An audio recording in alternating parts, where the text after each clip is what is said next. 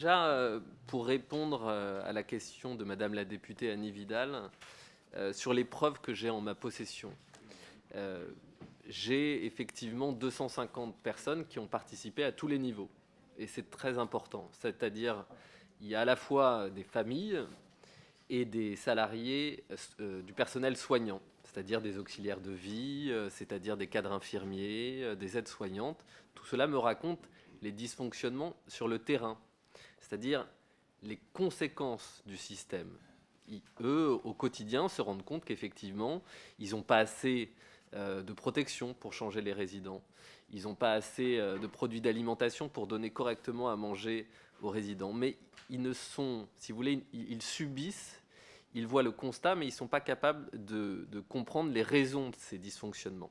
Et donc, il m'a fallu, effectivement, pour passer un cap, rencontrer des cadres dirigeants, monter dans l'échelle décisionnelle. Et je crois que c'est ça qui a fait toute la différence, c'est que pour la première fois, des gens du siège ont bien voulu témoigner, certains à visage découvert. Il y a notamment Patrick Mettet, dont j'ai parlé plusieurs fois, qui était un ancien cadre dirigeant, directeur médical de Clinéa, et qui, lui, a participé concrètement à la mise en place de ce système. Il a lui-même réduit la masse salariale en enlevant des postes qui étaient pourtant réglementaires. Il a joué sur le système de facturation. Il a mis des pensionnaires en plus de la capacité autorisée. Il a participé à tout ce système pendant des années.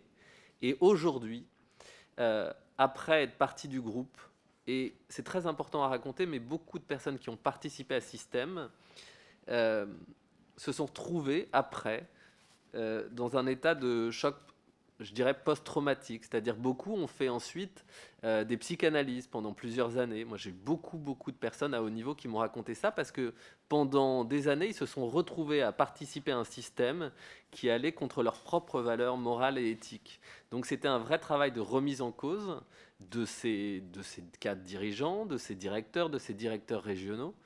Euh, et ensuite, ils ont décidé de témoigner pour que ça ne se reproduise plus. Il sait, lui, les conséquences directes, concrètes de ce système sur la vie, le quotidien des personnes âgées et aussi sur les conditions de travail. Donc j'ai ces témoins-là à tous les niveaux. Camille Lamarche, qui était ancienne juriste au sein du service RH, qui a vu toutes les libertés qui ont été prises avec le droit du travail, la discrimination syndicale, les licenciements pour faute grave alors qu'il n'y avait pas de motif. Elle a vu tout ça et elle a pu l'enregistrer, les conversations au sein du service RH. Donc dans tous les postes, j'ai eu des cadres dirigeants au service achat, au service RH, dans les services médicaux, des gens qui ont bien voulu témoigner et, c'est fondamental effectivement, m'apporter des documents, des preuves. Il y a un certain nombre de faits que je pouvais décrire et rapporter grâce à une multitude de témoignages concordants, mais pour certains, notamment ce que je raconte sur les rétrocessions, sur les marges arrière, il me fallait des documents. Et là, effectivement, j'ai eu un certain nombre de documents internes au groupe où j'ai l'ensemble des taux de rétrocession de RFA pour l'ensemble des fournisseurs du groupe, avec le taux et ce que ça rapporte par an au groupe. Et donc ça, effectivement, il n'y avait qu'une personne interne à l'entreprise qui pouvait me transmettre ce document. Et cette personne, alors en revanche, je ne peux donner ni son identité, ni son âge, ni rien, parce que effectivement, c'est une personne qui a eu peur de le faire. Elle l'a fait en sachant qu'elle prenait des risques. Et donc, non, tous les éléments qui sont dans ce livre ont été confirmés par de nombreux témoignages et par des documents. Et pour tout vous dire, ça a pris plus de 6 mois au niveau juridique avec un avocat que je veux saluer ici, qui s'appelle Maître Christophe Bigot, qui est un grand avocat, qui a contrôlé que tout soit conforme aux documents qu'on avait. Et ce travail a aussi été fait la directrice de Fayard, Sophie de Closet, et par Gérard Davet et Fabrice Lhomme, qui sont deux grands journalistes d'investigation qui sont venus encadrer tout ce travail. Nous savions qu'il y avait des révélations et des accusations graves, et donc c'était une évidence qu'il fallait pouvoir confirmer tout ce qu'on écrivait grâce à des documents et des témoignages. Et dernière chose, quand vous travaillez sur un groupe qui pèse 6, 7, 8 milliards d'euros, qui a, d'après les témoignages que j'ai obtenus, des comportements relativement brutaux, vous savez qu'il y aura une riposte. Donc effectivement, quand vous travaillez sur ce groupe et que vous êtes Fayard, vous ne le faites pas à la légère. On a prévu qu'il y ait une riposte et une plainte. Je crois que je vais avancer sur une question qui a déjà été posée, mais ça fait 2 semaines que maintenant le livre est sorti. Fayard ni moi n'avons reçu la moindre plainte en diffamation.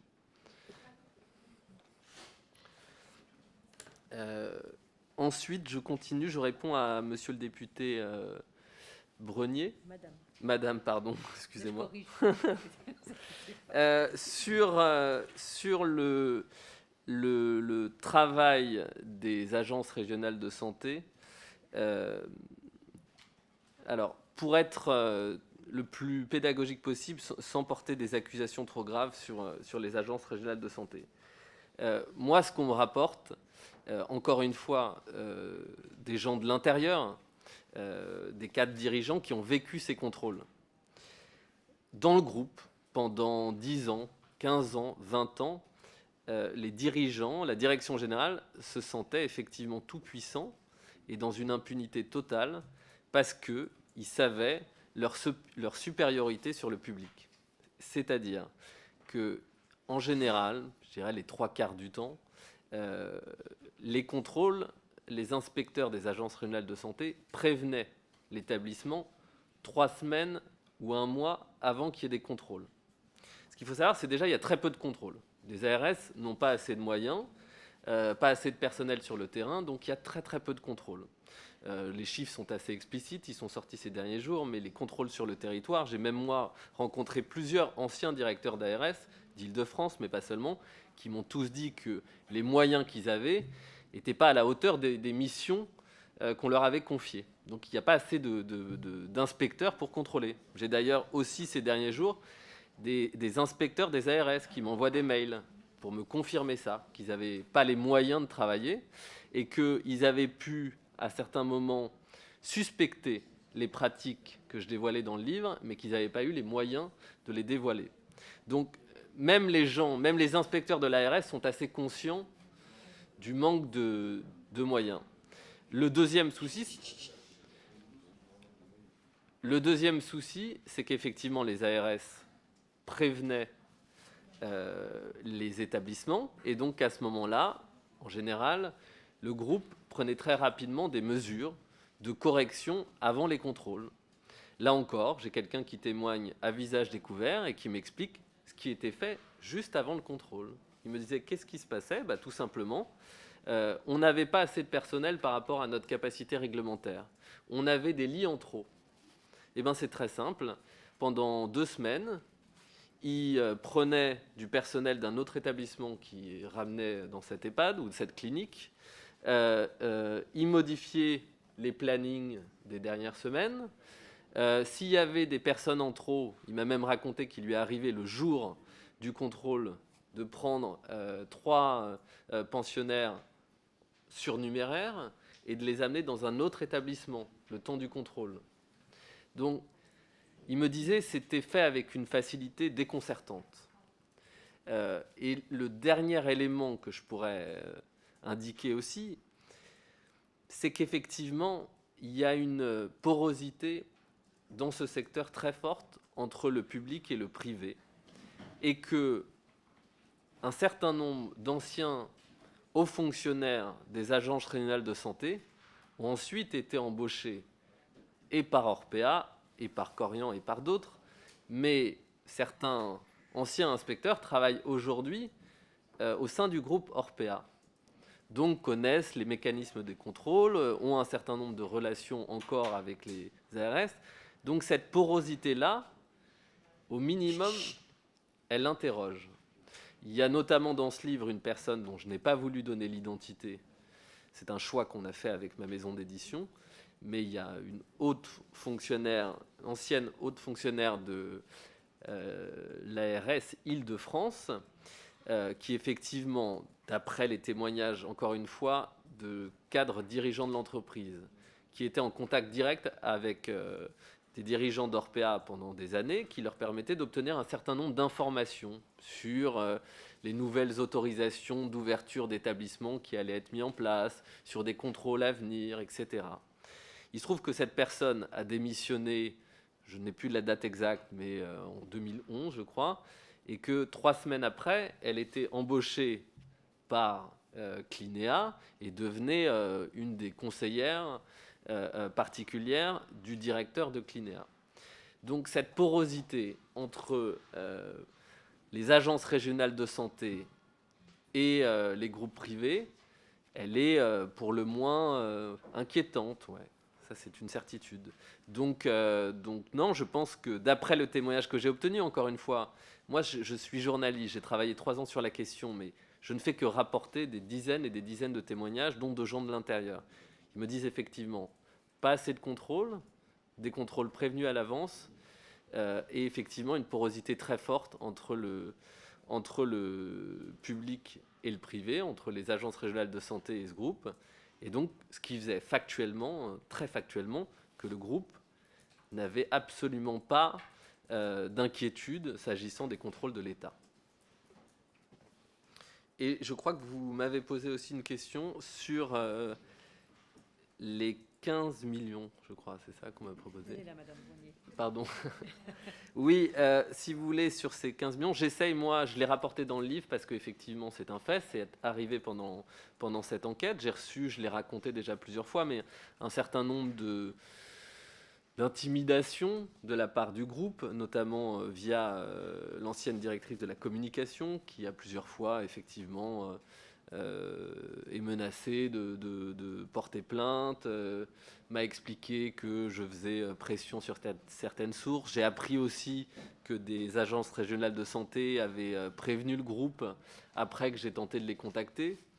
Donc il y avait effectivement un climat très particulier tout au long de cette enquête. Et effectivement, quand j'allais voir, moi, l'administration pour leur demander un éclairage sur des documents que j'avais pu obtenir, quand je suis allé voir les ARS ou d'autres, oui, j'ai toujours été très mal reçu.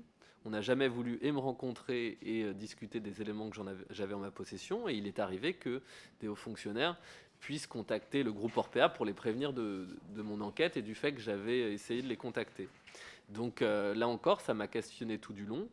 Et sur cette somme qu'on m'a proposée à un moment, je l'ai dit encore plusieurs fois, hein, mais c'est une somme qui ne m'a pas été proposée par un salarié d'Orpea, c'est un intermédiaire qui avait des liens très proches avec certains hauts dirigeants du groupe et qui, après s'être renseigné sur le contenu de mes révélations et le fait que ça pouvait inquiéter certains dirigeants, m'a effectivement demandé si pour cette somme, j'étais prêt à stopper mes investigations.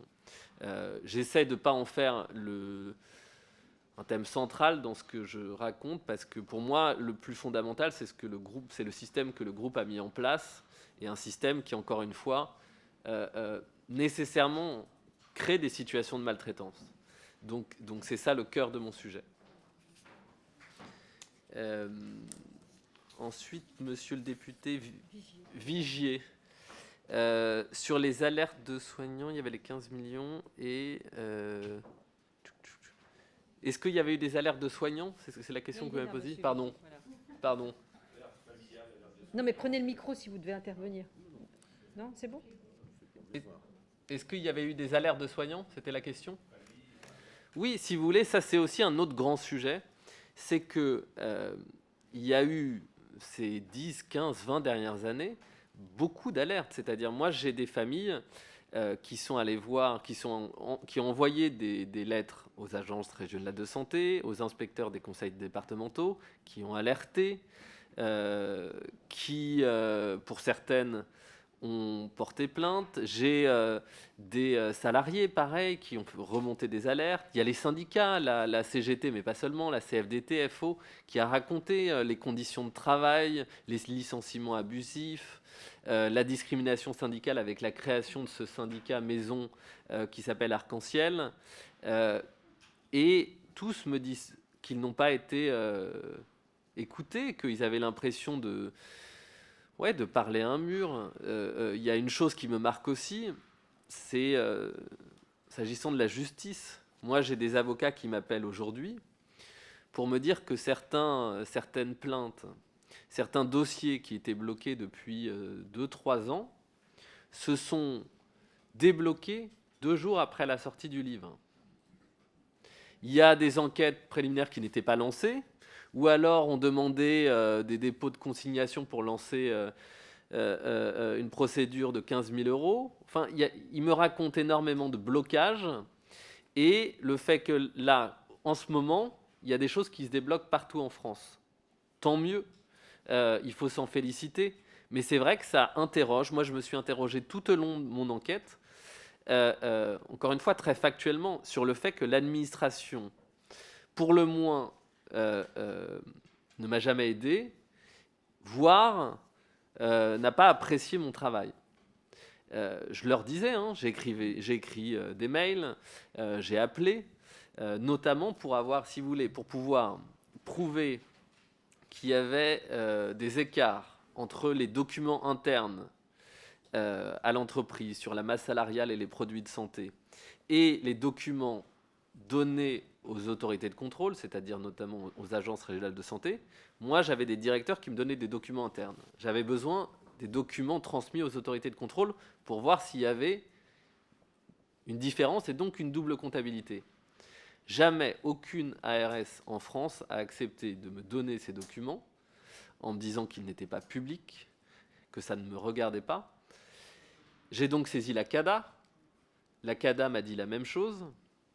Et donc, je suis allé voir ensuite des conseils départementaux.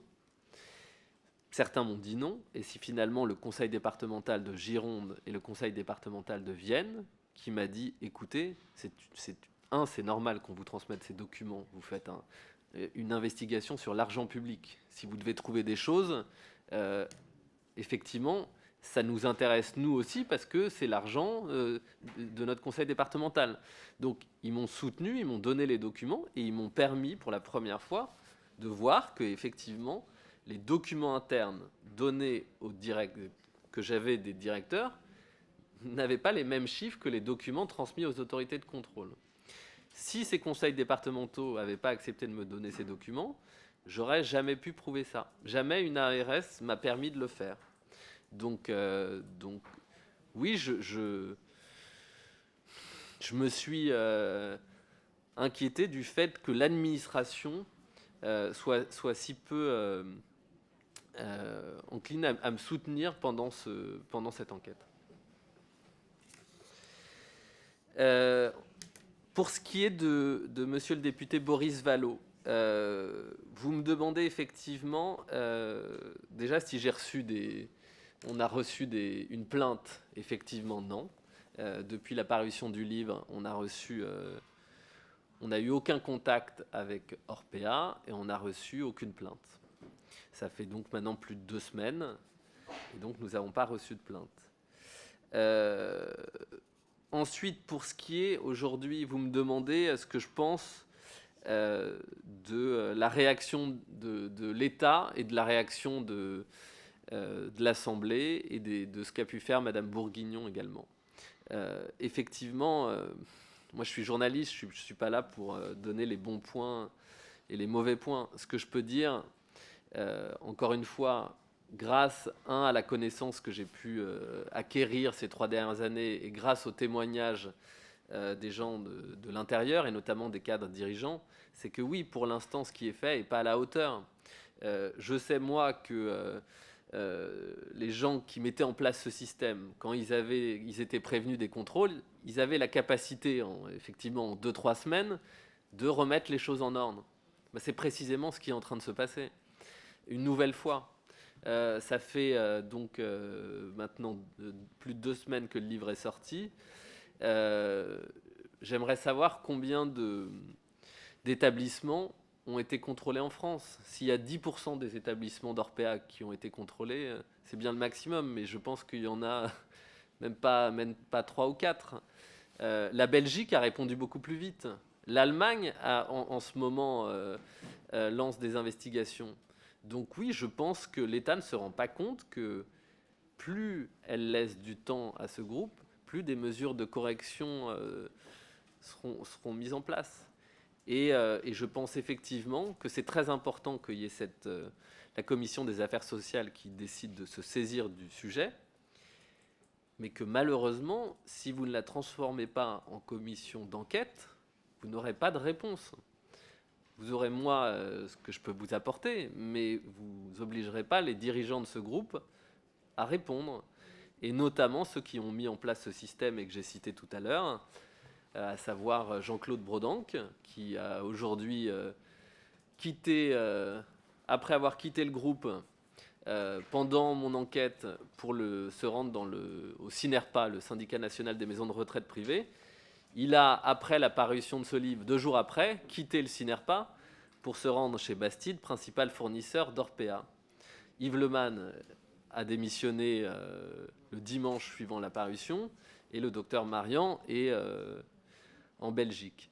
Donc, s'il n'y a pas de commission d'enquête parlementaire, vous n'obtiendrez pas de réponse. Et malheureusement aussi, j'ai appris que le Sénat avait décidé de lancer une commission d'enquête, mais d'après le périmètre qui a été mis en place, elle ne vise qu'à contrôler le contrôle, c'est-à-dire à voir si les ARS et les conseils départementaux ont bien fait leur travail. Donc pour l'instant, personne ne contrôle effectivement ce qui s'est passé dans ce groupe. Et les dirigeants de ce groupe ne vont pas être convoqués et en tout cas n'ont pas l'obligation de répondre. Donc ça me questionne.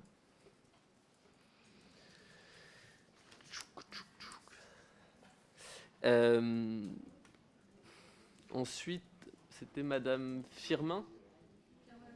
Oui, Agnès Firmin. Alors, vous me demandez ma réaction par rapport aux propos de la directrice de l'ARS Île-de-France, que vous avez auditionné ce matin, et dont j'ai entendu effectivement, j'ai écouté l'intervention. Si vous voulez, c'est normal qu'elle défende son institution, et encore une fois, je ne suis pas là pour condamner l'ARS Île-de-France. Très factuellement, je pense qu'effectivement, que s'il n'y a pas de contrôle inopiné, il n'y a pas de contrôle. Un contrôle qui n'est pas inopiné ne sert à rien. Quand vous prévenez un groupe 3 semaines à l'avance, toutes les mesures de correction peuvent être prises. Donc concrètement, et j'ai entendu ce qu'elle a dit. Elle a dit effectivement que quand on faisait des contrôles inopinés, ça pouvait brusquer les résidents. Oui, j'imagine. En tout cas, très factuellement, si vous ne le faites pas, vous ne trouverez jamais rien. C'est aussi simple que ça. Et après, mais je pense que malheureusement, elle n'en est pas à l'origine. Oui, s'il n'y a pas assez d'inspecteurs pour faire les contrôles, c'est impossible de couvrir tout le territoire. Et je pense qu'il y a une chose très importante à dire, c'est qu'il y a un souci, si vous voulez, l'État n'a pas compris que ces groupes étaient centralisés. Et donc, vous faites des contrôles par établissement, c'est-à-dire au niveau des contrôles, tout ça se fait au niveau localisé, par établissement, par région, par département. Sauf que le système mis en place, il est centralisé. Tout se passe au siège d'Orpea à Puteaux. Vous pouvez faire un contrôle dans un établissement, vous ne verrez pas les pratiques à l'œuvre. Ce qu'il faut, c'est contrôler le siège. Il y a une chose très intéressante, c'est qu'avant, quand il y avait un contrôle des agences régionales de santé, en gros, elles allaient voir, c'est avec le directeur de l'établissement que ça se passait. Aujourd'hui, comment ça se passe ? Les directeurs d'établissement ont leurs documents internes, leurs conventions tripartites, etc. Mais ils ne savent pas exactement combien de postes a été budgété par les ARS et les conseils départementaux via les conventions tripartites devenues après les CEPOM. Ils ne connaissent pas, le groupe ne leur donne pas les éléments exacts pour savoir le nombre de postes auxquels ils ont droit. Progressivement, quand ils ont un peu d'expérience, ils se rendent compte qu'il leur manque 2 postes de soignants, un poste d'auxiliaire de vie, que c'est budgété, que c'est financé par l'argent public, mais qu'ils ne l'ont pas. Sauf que eux, non seulement donc ils n'ont pas toutes les informations, mais quand ils font leur déclaration à la fin de l'année, leur masse salariale, etc. et tout, ils l'envoient au siège, au service de tarification, et c'est le siège qui va l'envoyer aux conseils départementaux et aux ARS. Et donc c'est au niveau du siège et du service de tarification d'Orpea que se jouent là toutes les modifications. Et donc les directeurs ne savent même pas ce qui est déclaré aux agences régionales de santé et aux conseils départementaux. Et ça, les ARS n'ont pas encore compris que oui, tout était centralisé et que c'est au siège à Puteaux que tout se jouait. Ça, c'est fondamental à comprendre. Après, vous me demandez effectivement ce que je pense du mouvement de libération de la parole qui s'est déclenché depuis l'apparition du livre. Si vous voulez, quand on a, tout au long de ces 3 années, on a espéré, avec ma maison d'édition et surtout avec toutes les sources qui n'ont pas pu participer à ce travail, qui est un travail collectif, on a espéré que ça déclenche effectivement un électrochoc.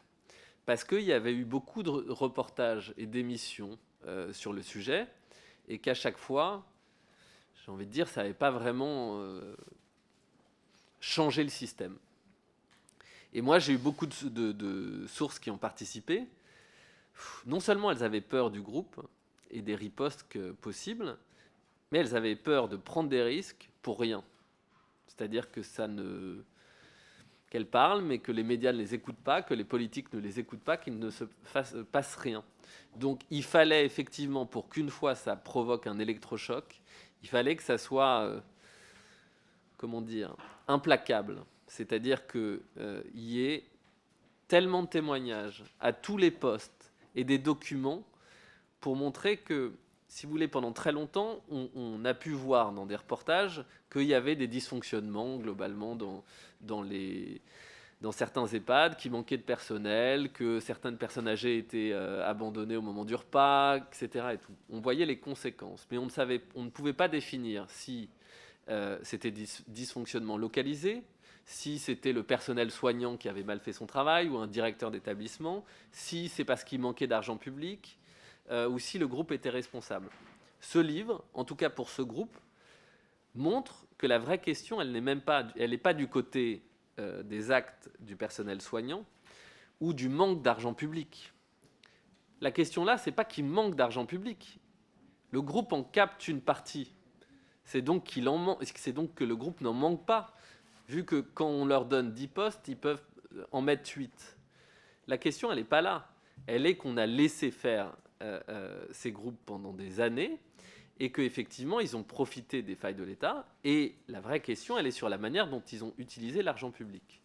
Et il y a d'ailleurs quelques années, un des grands DG du secteur, qui était à l'époque président de Domusvie, qui a lui-même réclamé, qui a lui-même dit qu'il y avait assez d'argent public dans le secteur et que même il faudrait que les groupes privés payent une redevance sur les autorisations que l'État leur délivrait gratuitement et qui leur donnait un marché, presque une situation monopolistique parce qu'ils ont à chaque fois un taux d'occupation de 95-98%, plus accès à des dotations publiques pendant des années. Donc il lui-même a proposé ça, une redevance.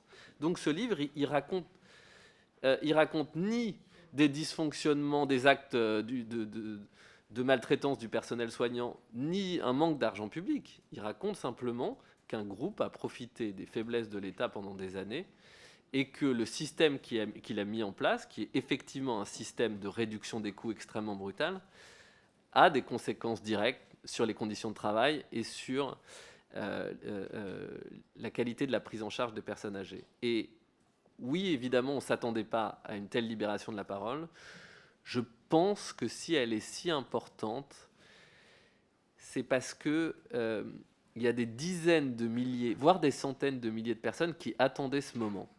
C'est comme si tout le monde savait et attendait que ça sorte. Je ne saurais pas l'expliquer autrement, Je reçois des mails tous les jours et de familles et de salariés qui n'attendaient que ça.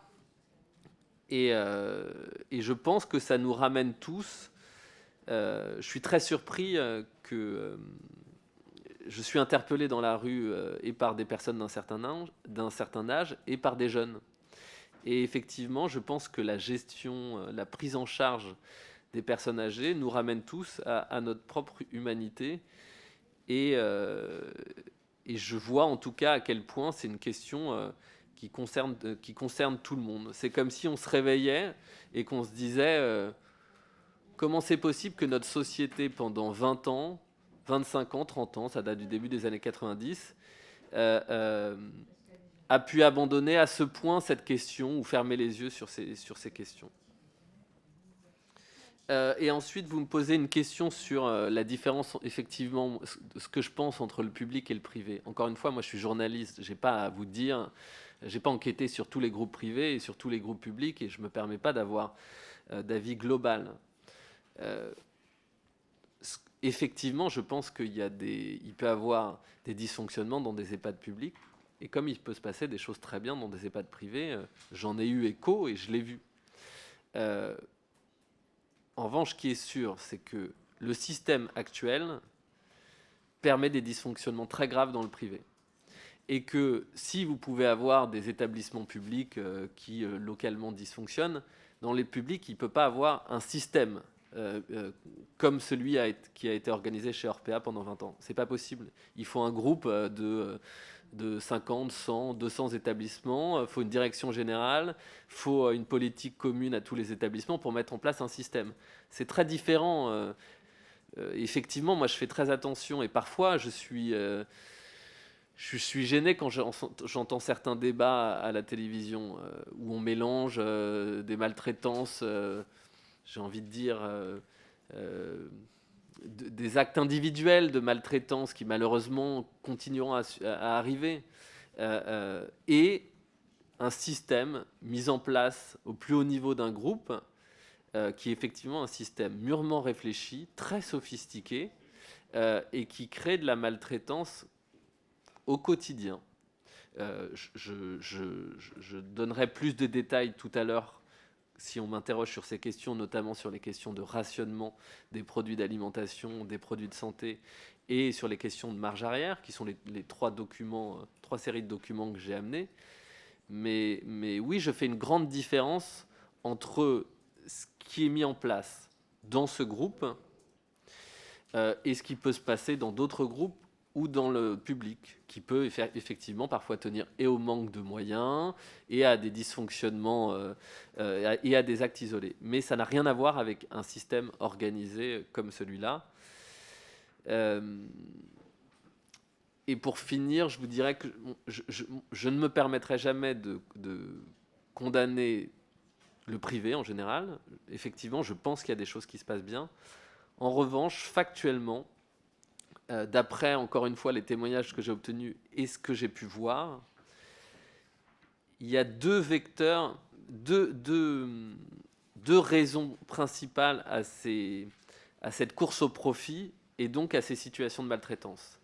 C'est d'un côté quand les sociétés deviennent cotées en bourse. Orpea a commencé, j'ai envie de dire, cette course au profit acharnée à partir de 2002. Enfin, c'est arrivé au tournant des années 2000. Et Orpea a commencé à être coté en bourse en 2002. À ce moment-là, qu'est-ce que vous devez faire ? Le directeur général, le PDG Yves Lemann, c'était un contrôleur de gestion. Ce qui l'intéressait le plus, c'est qu'effectivement, il puisse montrer à ses actionnaires la courbe de croissance la plus régulière possible. Et évidemment, si possible, le plus souvent à 2 chiffres. Pour ce faire, il n'y a pas de miracle. Il faut remplir au maximum et réduire les coûts au maximum. Et donc, pour rassurer les actionnaires, pour pouvoir emprunter encore plus d'argent et se développer à l'international, il fallait nécessairement mettre des politiques de réduction des coûts de plus en plus drastiques dans les établissements. Et je vais me permettre de dire une chose personnelle sur le secteur. Ma mère m'a dit, après la sortie de cette enquête, moi, je n'avais pas donc d'avis tranché sur le public, privé, etc. Mais elle m'a dit, est-ce que tu mettrais ta fille de 3 ans dans une crèche qui est cotée en bourse? Non, je le ferai pas. Je sais que on sait tous intimement ce qui peut se passer quand une entreprise est cotée en bourse, et la course au profit qu'entraîne nécessairement la demande pour rassurer les actionnaires et pour faire que le cours de la bourse monte. Donc moi j'ai ces questionnements-là sur, le fait que ces sociétés qui gèrent des êtres humains vulnérables soient cotées en bourse. C'est ma première interrogation. Et je pense que le deuxième élément qui a conduit dans ce secteur à des situations à une pression forte financière et donc à une politique de réduction aussi brutale, c'est quelque chose dont on a très peu parlé mais qui est fondamental, qui est l'immobilier. Il se trouve que ces gestionnaires d'EHPAD, notamment pour les analyses financières, sont des foncières. C'est d'abord et avant tout des sociétés d'immobilier. Qu'est-ce qui se passe, notamment depuis le développement du LMNP? Vous avez ces groupes qui obtiennent une autorisation de création d'EHPAD gratuitement. Ils vont ensuite construire un EHPAD. On va dire que ça coûte environ 7 millions d'euros pour construire un EHPAD. Ils vont ensuite, presque automatiquement, revendre l'établissement chambre par chambre à des Français qui veulent investir dans l'immobilier avec des dispositifs LMNP.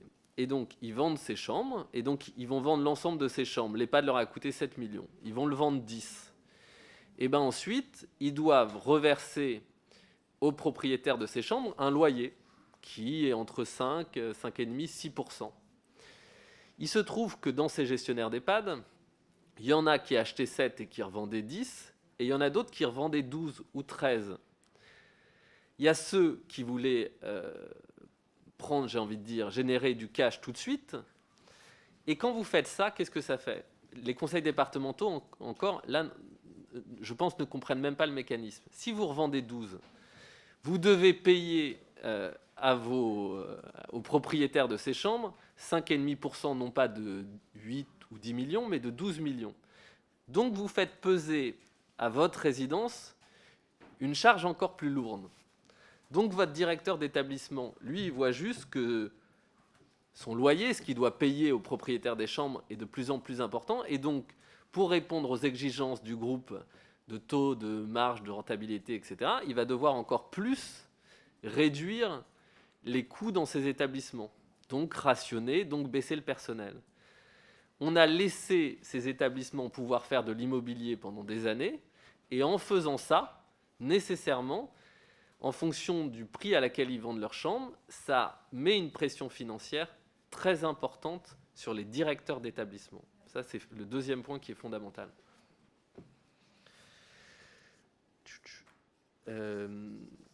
Ensuite, je réponds aux questions de Madame la députée Valérie Six. Est-ce que j'ai fait des enquêtes dans d'autres établissements?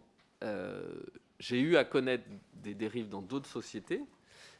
Mais j'ai décidé de me concentrer sur le groupe Orpea parce que les alertes que j'avais pu recevoir venaient de là, et d'après les témoignages que j'ai obtenus, c'est sûrement un des groupes qui est allé le plus loin dans ses politiques de réduction des coûts. Et encore une fois, je ne me permettrai pas sur le public et privé de dire que tous les établissements privés travaillent mal et que le public est parfait. C'est évidemment pas mon sujet. Je me suis concentré sur ce groupe qui est encore une fois leader mondial du secteur, ce qui fait que ces pratiques concernent beaucoup de monde. Aujourd'hui, Orpea a plus de 100 000 lits à travers le monde dans 23 pays, et que aussi c'est un modèle pour ses concurrents. Orpea a été tellement performant, a une croissance tellement régulière, que effectivement pour ses concurrents, ça a été pendant très longtemps un modèle. Vous me demandez enfin les pistes d'amélioration du système. Encore une fois, je ne suis pas un homme politique, je suis un journaliste, mais d'après les témoignages que j'ai obtenus, les deux principales, je veux dire, les deux principales urgences, c'est la question des contrôles.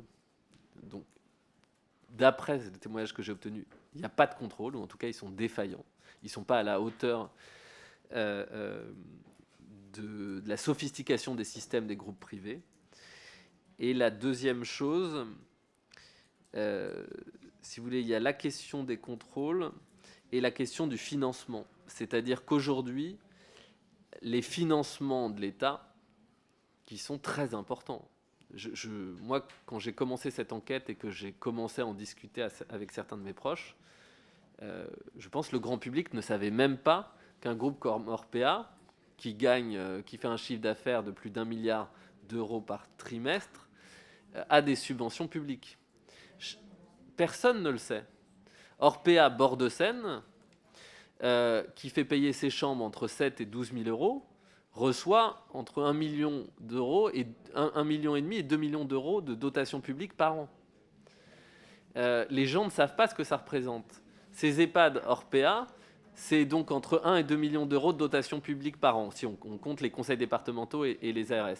Ce qui fait pour l'ensemble des EHPAD de ce groupe environ 300 millions d'euros de dotation publique par an. Quand on voit le prix des chambres, effectivement, on peut s'interroger. Quand on voit aussi les dysfonctionnements qu'il y a pu avoir, les situations de maltraitance et les systèmes d'optimisation, oui, on peut s'interroger sur le fait qu'on donne autant d'argent public sans corréler cet argent à des vrais indicateurs de qualité. Moi, il y a un témoignage qui m'a beaucoup marqué pendant cette enquête, c'est notamment donc celui de ce directeur médical de Clinéa, qui était là en COMEX pour essayer de rappeler de temps en temps que non, il n'y avait pas que la course au profit, il fallait aussi faire attention aux indicateurs de qualité, que ce n'était pas un marché comme les autres, c'est qu'on traitait des êtres humains, donc le critère de qualité était aussi à prendre en compte. Et lui me raconte que à chaque fois qu'il a pu aborder ça, qu'il a essayé d'aborder ça en COMEX, il s'est fait insulter. Que le PDG, le directeur général délégué à l'exploitation de l'époque, lui disait: est-ce qu'il existe un indicateur de qualité en France? Est-ce que quelqu'un aujourd'hui est capable de me dire que cet établissement est de meilleure qualité qu'un autre? Il n'y avait pas d'indicateur de qualité, et pour l'instant, il n'y en a pas. Donc, c'est très difficile de dire qu'un EHPAD se comporte mieux qu'un autre, et donc les groupes privés, encore une fois, ont profité et de l'argent public et du fait qu'il ne soit pas contrôlé et qu'il ne soit pas corrélé à des vrais indicateurs de qualité.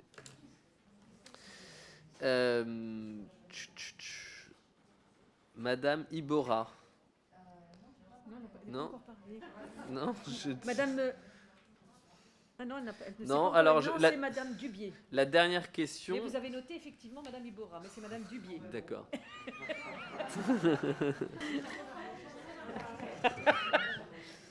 Non, la dernière question, effectivement, c'est sur est-ce que j'ai eu des contacts avec Orpea? Aucun. Effectivement, ils n'ont pas essayé de nous contacter depuis et ils n'ont pas lancé de plainte. Et pourquoi les familles et les salariés n'avaient pas parlé avant? C'est une question très importante. Moi, j'ai été marqué tout au long de mon enquête. J'ai commencé cette investigation suite à des alertes de soignants. C'est des soignants, notamment des bords de Seine, donc l'EHPAD d'Orpea le plus cher et le plus luxueux de France, qui sont venus me voir, qui m'ont dit: écoute, on est dans cet établissement qui coûte près de 10 000 euros par mois, et il y a des rationnements dans les protections, c'est pas plus de 3 protections par jour, il y a des rationnements dans l'alimentation, et il y a des carences en personnel. J'ai donc commencé à enquêter, je suis allé voir d'autres membres du personnel, je suis allé voir des familles, tous m'ont confirmé ces premiers témoignages. Et ensuite, comment ça s'est passé? Je me suis dit, si ça se passe comme ça dans cet établissement luxueux, qui est ce qu'on appelle un gamme 3, les plus luxueux d'Orpea, qu'est-ce qui se passe dans les gammes 2 et les gammes 1? Et je me suis rendu compte que les mêmes problèmes avaient lieu partout en France. Le même système de rationnement sur les produits de santé et d'alimentation, et les mêmes problèmes sur les carences en personnel. Et c'est à ce moment-là que j'ai compris que c'était systémique. Et effectivement, tout au long de cette enquête, je me suis dit quand même, j'enquête sur un secteur qui est dans la santé, qui est sur le traitement des personnes âgées. Et pourtant, mes sources ont peur. Elles ont peur de témoigner, peur de me donner des documents. Elles avaient peur de la brutalité de ce groupe. Ça, c'est une peur que j'ai sentie tout au long de mon enquête et qui s'explique par un certain nombre d'éléments très précis. La première fois que je rencontre un groupe de directeurs qui voulaient témoigner, ils me demandent, je crois pendant 20 minutes, je dois les rassurer, ils pensent que je suis une taupe d'Orpea et que je viens leur tendre un piège. Donc ils me demandent ma carte de presse, ils me demandent mon contrat d'édition avec Fayard, et je ne comprends pas leurs suspicions et leur paranoïa. Et effectivement, j'apprends que le groupe a mis en place ces dernières années des systèmes de surveillance de certains de ses salariés. Il a notamment fait appel à des sociétés de détectives privés de surveillance pour infiltrer des salariés, obtenir des dossiers sur eux et pouvoir les sortir brutalement. J'ai eu un grand nombre de témoignages sur ça, et certains ont d'ailleurs été déjà sortis dans la presse. C'est l'Express qui avait révélé que le groupe avait utilisé des sociétés de surveillance pour infiltrer ses salariés, notamment ses salariés syndiqués, et que suite à cette publication, le groupe avait d'ailleurs proposé 4 millions d'euros à la CGT pour que l'affaire soit étouffée. Donc il y avait, dans ce groupe, il y avait ces systèmes, c'est-à-dire l'utilisation de sociétés de surveillance pour infiltrer les salariés, et il y avait aussi l'utilisation de directeurs, ce qu'ils appellent, et ce que je raconte dans le livre, de directeurs nettoyeurs. Quand j'ai découvert ça, effectivement, je me serais cru dans un film. Et ensuite, ça a été confirmé par d'autres témoignages. Et j'ai rencontré surtout un ancien directeur qui témoigne à visage découvert dans le livre. Et bien, ces directeurs nettoyeurs, ils servaient justement quand un directeur d'établissement s'opposait aux consignes de la direction générale, essayait de résister et de ne pas participer à cette politique de rationnement, de réduction des coûts et de diminution du personnel. Et ben, aussitôt, il était sorti du groupe, et donc à chaque fois, on le licenciait pour faute grave, alors même qu'il n'y avait pas de motif. Et pour ce faire, très vite, on mettait en place des directeurs nettoyeurs qui descendaient sur site, qui accueillaient à 6 h du matin le directeur en question sur le parking, lui donnaient ses affaires, lui indiquaient qu'il était licencié pour faute grave, récupérer, aller tout de suite se trouver devant son ordinateur et effacer un certain nombre de dossiers dont il aurait pu servir pour se défendre, demander des attestations aux salariés pour accuser ce directeur de tel acte ou tel acte de négligence. Et quand vous êtes aide-soignant et qu'on vous demande ça, vous ne voulez pas perdre votre poste, donc vous le faites. Donc supprimer un certain nombre de documents compromettants, et parfois faisait appel à des sociétés de sécurité privée pour poster un membre de la sécurité privée dans l'établissement pour que le directeur n'ait pas la mauvaise idée de revenir dans l'établissement pour récupérer justement ses dossiers, pouvoir se défendre face au groupe, etc.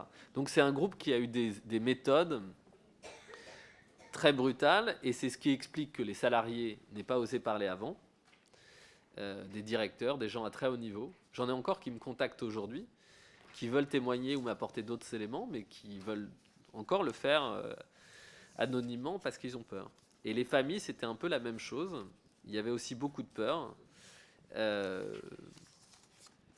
L'exemple de la famille Dorin, elle illustre bien ça, c'est-à-dire que Madame Dorin avait peur de la puissance du groupe, avait peur de faire face à une armada d'avocats, ce qu'ils ont effectivement. Et donc, elle n'a pas osé s'attaquer à un groupe comme Orpea. Elle n'a pas osé porter plainte.